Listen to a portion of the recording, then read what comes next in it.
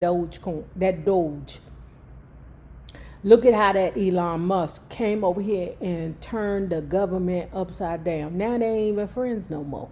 How the hell did that happen? They was kissing each other in the face less than 6 months ago. Now they bringing Epstein up. Oh, my life,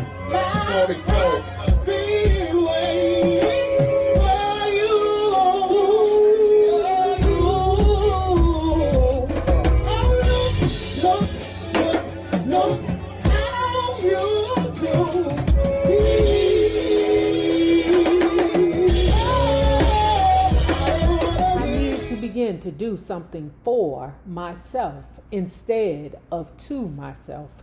And I had to make sure that I was getting help for the right reasons, not for my mother, not for my dad, and not for my son. I had to start looking at a lot of things about myself that I didn't want to examine, and I didn't know if I could do that. It would be a long way back if I decided to go for it. I had a lot to think about. I'd become totally unreliable and irresponsible, both personally and professionally. I had a 6-year-old son to support, and my career was in serious jeopardy, and I was basically broke. My mother had taken control of my financial affairs at about the time of my first rehab. When it came time to pay for Hazelden, she was understandably reluctant to foot the bill. The attitude she expressed to Dan was, "Come on, not this again." Dan had to go to San Jose and talk with her business manager, Harry Margolis. I was told some years later that he said some very unkind things about me. I had met this man maybe twice in my life. He said something like she should be thrown out in the streets like a dog. Gee, how do you really feel about me, Harry? Meanwhile, Marvin and I had agreed that our son would stay with Drew, his nanny, during the time I was away. Robbie was comfortable around Drew and truly adored her, and she loved him like her own. Marvin and I had agreed that Robbie's life should not be disrupted just because mine was. He didn't insist that he take custody of Robbie. My mother, though, tried to step in and ask that Robbie come live with her. I wouldn't, no, hell no. So my baby can't get hugs and loves and nurturing? Hell no. Hell no. Hell no. I know that's her grandbaby, but hell no. When I started feeling up to it, I wrote to Robbie and told him that Mommy was sick, that I loved him and would be with him as soon as I could. My cousin Janice wrote me back to tell me that when she read it to him, he took the letter over to the corner and stood there and looked at it for a while. God, the shame of it all. When I pictured him doing this, my heart broke all over again. I realized what a mess I had created. I felt helpless, hopeless, lonely, and tired. But I finally stopped fighting against the program. I was supposed to fulfill at least 30 days at Hazelden. My earliest phone calls to Dan had started off with, "I can't wait to leave." However, toward the end of the 30 days on Christmas Eve, I told him, "I'm not sure when I'll be coming home. I'm doing better, but I don't think I'm ready yet." I had gone from hating Hazelden to being afraid to leave. That was the best Christmas present I gave myself. Toward the end of the first 30 days, my counselor called me into her office and told me that she was going to recommend me for a long-term program, anywhere from 4 to 6 months. I swallowed hard but agreed. She said, "We want to give you the opportunity to get back on track." The House of Jellyneck was a separate building located on the Hazelton property about a quarter mile from the main buildings. It was a fully equipped home, totally self sufficient, so that we had little contact with other outside the group, which consisted of 25 men and women. Some of us had roommates. Mine was a sweet, lost soul, a bit younger than I. Now that I think of it, she kind of reminded me of Winona Ryder. We were cool right from the beginning, although I ended up being a little more responsible than she was. Fancy that. We lost contact when I left, and I've always wondered whether she made it. In Jellyneck, the therapy was extreme and confrontational. There was no screaming, though, and these people were never mean. They knew exactly what we were going through. I spent many months crying. I cried hard and I cried long. I cried every single day. In recovery, we learned about progress, not perfection. Well, that was a relief. One of the glaring characteristics of addicts is that we are so hard on ourselves. I had a lot of ground to cover to make any progress. I had to deal with the problems I was having with my mother. A lot of our issues as human beings are just summations of our childhood trauma. One thing I don't like about therapy is how they always try to blame everything on the mother. And sometimes it do be the mammy's fault, because I done came across bitches who mothers sold the child for crack or introduced the child to crack, because when you do that, there's a new vagina to sell, okay, or a new whole period to sell, okay. And addiction is very selfish, that you'll sacrifice your own child, okay. But anyway, I hate the way in therapy it's like they make you beat up your parents. They want Natalie Cole's mother to come down to, what's the name, Jugglehead, Gelatin, something like that, so that they can all talk about her childhood.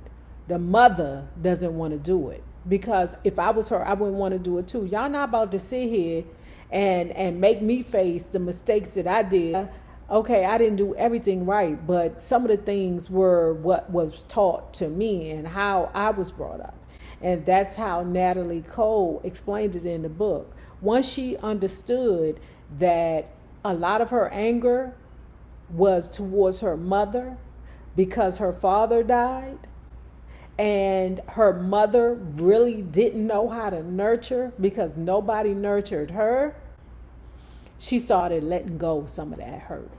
Okay, because it's time to let that shit go. You don't come to the realization of certain things until you become mature. We are a case of extremes, from low self-esteem to overconfidence, cockiness, or arrogance. I think that's what gets us in trouble. The progress, not perfection theme gave us permission to be flawed. I think my drugging and recovery was a learning experience for my entire family. My younger siblings were easily influenced by the things that they heard. To them, I guess I was the black sheep in the family. My sister Cookie was very upset when she heard that the Hazelton people had asked my mother to come and she had refused. She had her own issues with my mother, and it drove even more of a wedge between the two of them. Cookie and I got very close at this time. She was incredibly supportive and continues to be one of the major angels in my life today. I think my mother just didn't want to deal with examining the part of herself that was Natalie's mother. This is a crucial and powerful tool. Forgiving myself was painful, but once I started, I was able to do something that was also very important. I could start to forgive my mom. I graduated from Hazelden on May 16th, 1984. When I arrived 6 months earlier, it felt like I was entering a frozen wasteland. Everything looked and felt like Siberia, which was a good reflection of what was going on inside me. And now the timing for my departure could not have been more perfect. It was spring, the land was thawing, and flowers were starting to blossom everywhere. Recovery is a lot like life. You're always growing, but never fully grown. And you don't say you are healed or cured. You just say, today I did not use, by the grace of God. And you take one step at a time. There's so much of your life that begins again when you're sober. The first thing I need to do was work on rebuilding the broken pieces of my relationship with my son. If I couldn't have a relationship with him, nothing would be right. Robbie had come to see me in Hazelden not long before I left, and he met me at the airport upon my return. Children are very vulnerable and very sensitive, and Robbie surely knew there was something going on with his mom that was not quite right.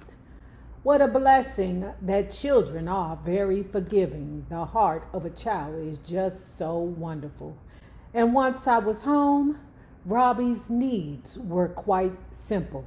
He just wanted to have his mom back home again. That was going to take some arranging because I came out of Hazelden literally homeless. My home on Hutton Drive had been sold while I was away. Not only did the sorry state of my financial affairs demand it, but my counselors at Jellyneck had told me I needed to give it up. Okay, before we go forward, let me make a comment on giving bullshit up. There has been several times in my life where I've looked at the things in my closet that I hadn't even touched, that I just had, just to say I had them, like them Chanel bags. I wasn't even going nowhere to wear them. I just like to look at them. You ladies, you know how we are. Sometimes we do it with our lovers. Sometimes we don't even want the motherfuckers. We just like to look at them. Sometimes you have to get rid of everything so you can rebuild. Letting my first condo go was one thing that I had to do. It hurt, but I knew that I had to do that. Doge. Look at how that Elon Musk came over here and turned the government upside down. Now they ain't even friends no more. How the hell did that happen? They was kissing each other in the face less than 6 months ago. Now they bringing Epstein up. You know, life is just, you never know what can happen from day to day. You just try to live, you know. And it was hurtful to her to have to come home without a place to stay. But luckily, family had her back. There were too many things about it that was connected to my old life, right down to my old address books, which were burned. I had to get rid of my relationship with Dino for the same reason. Dino? What the hell did Dino do? When I got back to Los Angeles, he was no longer in my life. He had been told rather unceremoniously that it would be best if we parted. Even though he had been one of the true good guys in my life, he was an enabler. For a short while, Robbie and I lived with my Aunt Charlotte, bless her heart, who had a lovely home near Hancock Park in the old neighborhood where I had grown up. I was just so grateful to be back together with my little 6-year-old boy. I dedicated myself to solidifying my relationship with him. We spent every day together. It was like being a kid again. My mother is not very good with money, and that's putting it mildly. She never has been, but that's the contradictory because, well, we all have had people in our life that's real controlling over either their child's money or their family's money, their mama's money, their uncle money, whatever the case may be, their friends' money. And the only reason why they being all controlling is because they want to make sure that you don't get the money so that they can get the money, so that they can keep the money. You in my way, nigga. I can't have them spending half the money they supposed to spend on me, on you.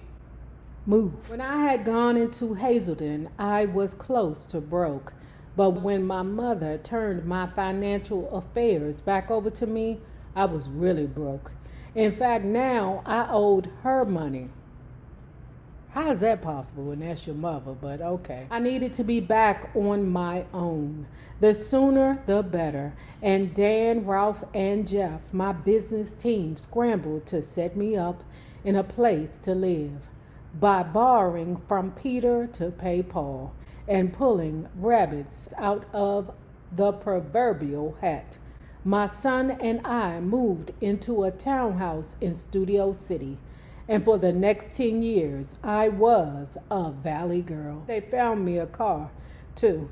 A little black Fiero. Only Robbie and I could fit in the car. But at least I had wheels. And honey, beggars can't be choosers. By July of 1984, I was working for Steve Wynn, appearing at the Golden Nugget in downtown Las Vegas. Las Vegas. I love Vegas.